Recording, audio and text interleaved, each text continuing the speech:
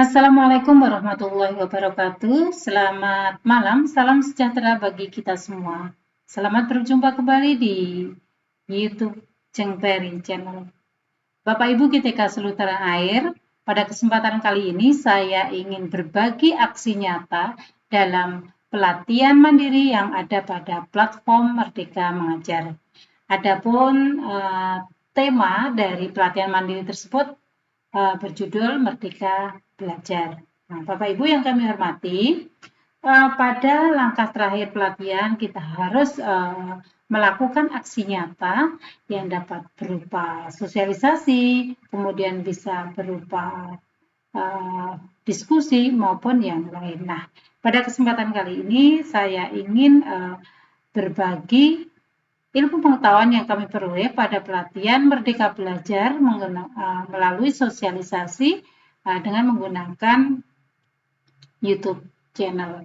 Nah, Bapak Ibu, pada materi Merdeka Belajar ini ada 5 modul ya Bapak Ibu.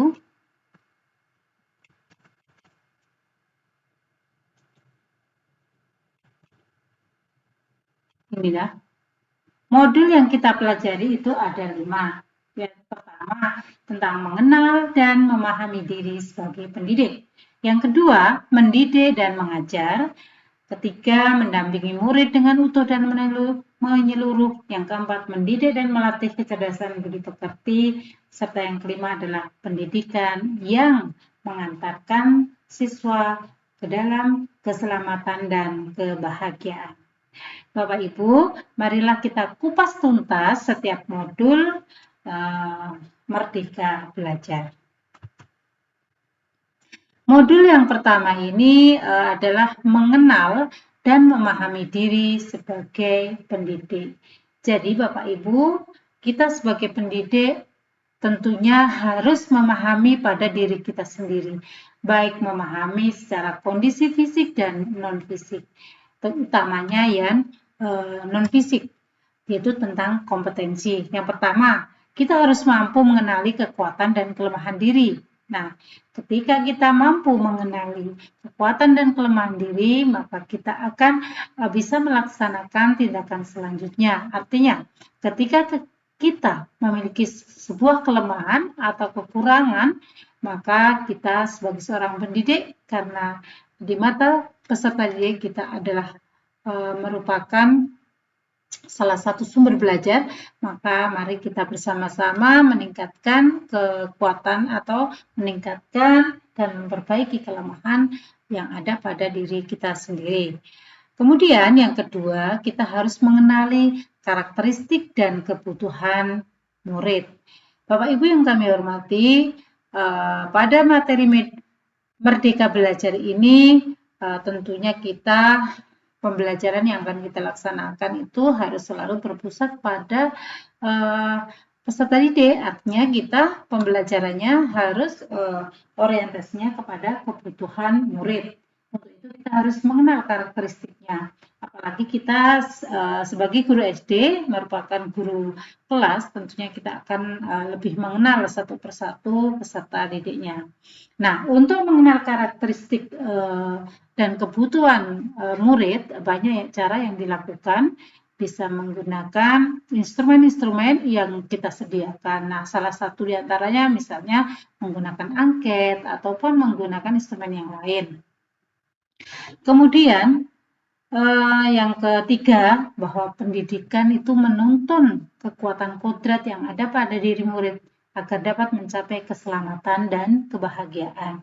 Bapak Ibu yang kami hormati, tentunya setiap peserta didik itu mempunyai kekurangan dan kelemahan masing-masing. Nah, untuk itu kita harus pandai-pandai mengatur atau memanage agar pembelajaran yang ada di kelas ini benar-benar disesuaikan dengan kebutuhan peserta didik, sehingga ketika kita bisa melayani satu persatu sesuai dengan karakteristiknya, maka kenyamanan akan terwujud dalam sebuah pembelajaran. Kemudian yang kelima, bahwa pendidik itu berperan penting dalam perkembangan murid sesuai dengan perkembangan zaman. Jadi Bapak Ibu, kita seorang pendidik di sekolah itu merupakan pendidikan kelanjutan yang ada di dalam keluarga. Nah, di sekolah ini banyak hal yang harus kita kembangkan kepada peserta didik, terutama dalam pembelajaran, baik pembelajaran untuk meningkatkan kompetensi peserta didik, misalnya kompetensi baik kognitif, afektif, dan psikomotor. Nah, dari 3 ranah tersebut, tentunya cara membelajarkannya kita harus menyesuaikan dengan zaman. Jadi, pendidikan pada zaman dahulu tentunya sangat berbeda dengan pendidikan saat ini yang dengan penuh perkembangan, baik perkembangan secara ilmu pengetahuan dan teknologi. Kemudian yang keenam, bahwa mendidik anak itu sama dengan mendidik rakyat. Ini sebagaimana apa yang disampaikan oleh Ki Hajar Dewantoro, bahwa guru harus adaptif terhadap perubahan. Nah, untuk itu selain kita bisa membantu mengantarkan peserta didik pada perubahan zaman, maka tentunya kita seorang pendidik juga harus adaptasi dulu. Artinya kita secara kompetensi, secara ilmu pengetahuan, kita harus juga adaptif. Seperti itu. Oke Bapak Ibu, yang kedua, modul yang akan kita pelajari mengenai mendidik dan mengajar. Apa sih bedanya mendidik dan mengajar itu? Seperti yang pernah kita pelajari pada materi pedagogik, tentunya kita sebagai seorang guru pernah menerima ilmu pengetahuan tentang mendidik dan mengajar. Nah, antara mendidik dan mengajar ini ada kesamaan, tetapi lebih luas mendidik daripada mengajar. Kenapa?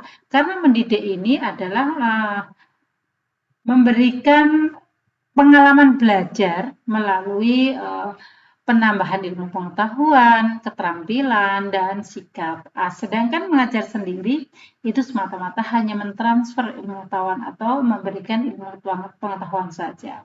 Oke Bapak Ibu, yang pertama itu pengajaran merupakan bagian dari pendidikan. Seperti yang saya sampaikan tadi, bahwa lebih luas pendidikan daripada pengajaran. Yang kedua, pengajaran merupakan cara penyampaian ilmu atau manfaat bagi hidup anak secara lahir dan batin. Nah, ketiga ini, mendidik itu adalah menuntut secara kodrat, menuntun artinya secara kodrat yang ada pada peserta didik, sehingga peserta didik dapat mencapai keselamatan dan kebahagiaan yang setinggi-tingginya.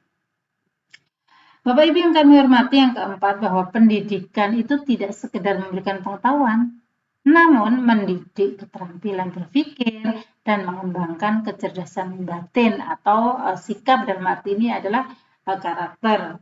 Kemudian mendidik keterampilan artinya kita melatih skill anak disesuaikan dengan kebutuhan peserta didik yang ada di sekolah maupun disesuaikan dengan kondisi sekolah atau karakteristik sekolah yang ada.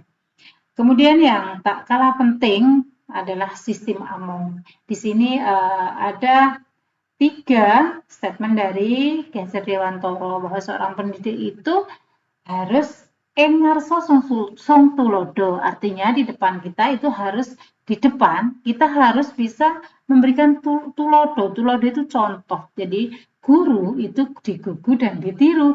Jadi seharusnya dan memang sebaiknya sebagai seorang guru harus selalu memberikan contoh-contoh yang terbaik yang bisa ditiru oleh para peserta didik. Kemudian yang kedua adalah ing madya mangun karso. Ing madya itu di tengah, ya. Dan yang terakhir adalah tutpuri handayani. Kita di belakang harus selalu memotivasi, mendorong akan apa yang akan dicapai tentang kebahagiaan dan keselamatan peserta didik, ya kita harus menerapkan sistem AMONG tersebut. Oke Bapak Ibu, untuk modul yang ketiga.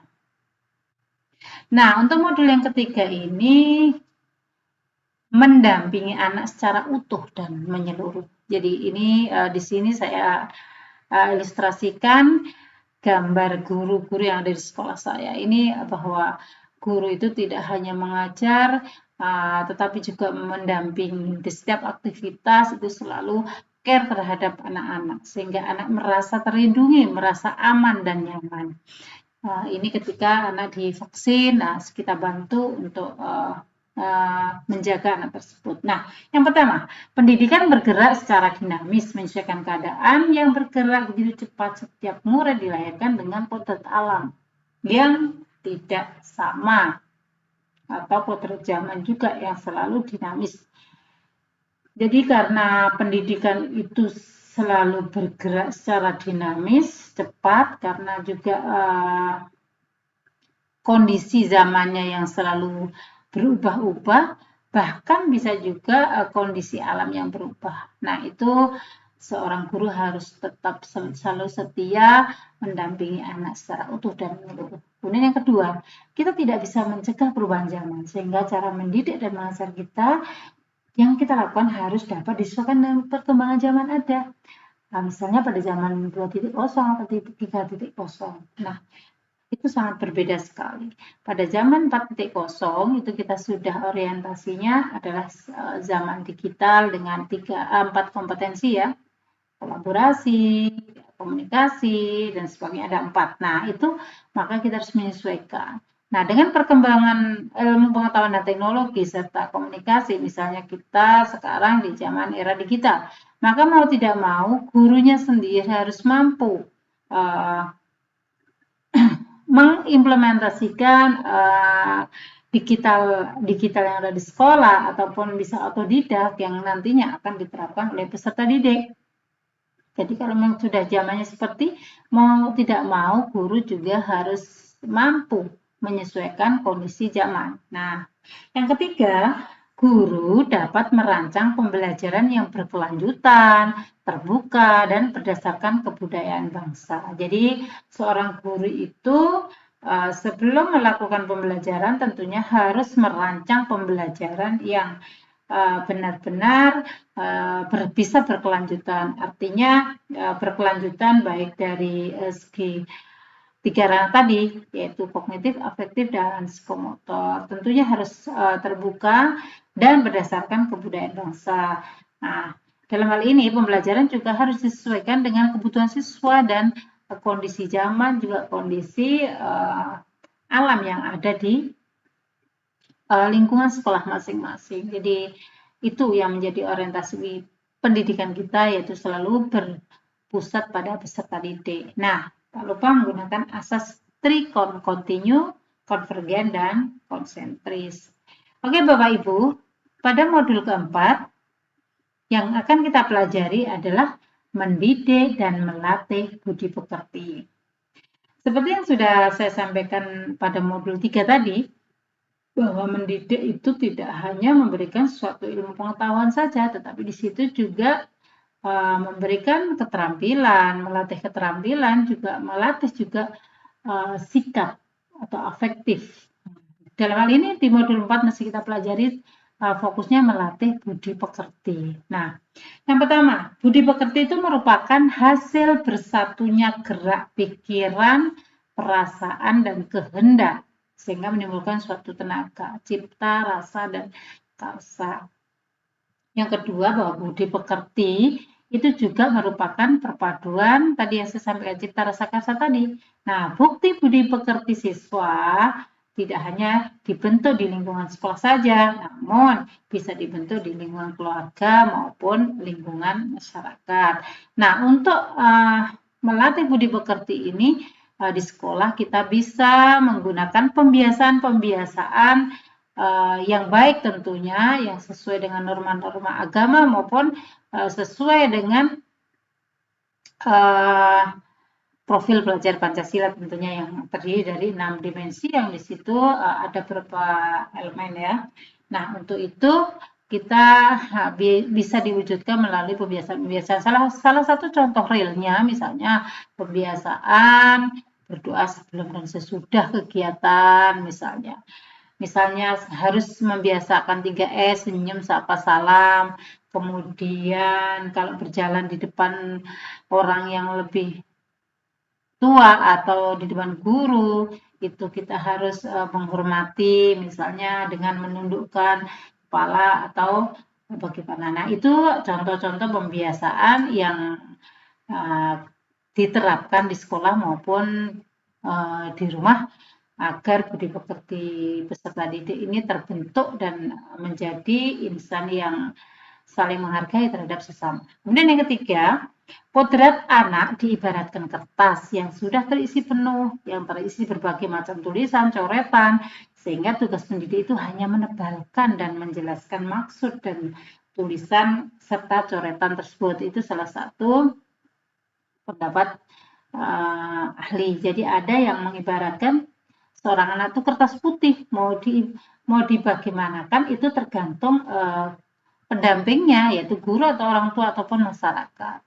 Nah, menurut pendapat ahli yang mengibaratkan bahwa kertas itu sudah ada tulisan coretan tinggal menebalkan, hal ini adalah tugas kita sebagai seorang pendidik itu akan menguatkan kompetensi-kompetensi yang sudah ada di dalam diri seorang peserta didik. Nah, dengan pembiasaan-pembiasaan itu akan menebalkan dan memperjelas apa-apa yang sudah ada di dalam diri peserta didik. Oke Bapak Ibu, modul terakhir yang akan kami bagikan adalah pendidikan mengantarkan keselamatan dan kebahagiaan. Bapak Ibu yang kami hormati, tentunya ketika pendidikan itu dilaksanakan dengan penuh tanggung jawab, dengan ikhlas, maka dengan memperhatikan kebutuhan peserta didik, dengan karakteristik peserta didik masing-masing kita perhatikan, maka anak akan merasa aman, nyaman, sehingga akan mencapai suatu kebahagiaan. Nah, contohnya di sini ada 4 poin yang perlu kita kupas tuntas. Yang pertama adalah sebagai guru, kita tidak hanya mengajar ilmu pengetahuan saja, tetapi juga memantau dan membimbing murid untuk menemukan pemahaman yang bermakna.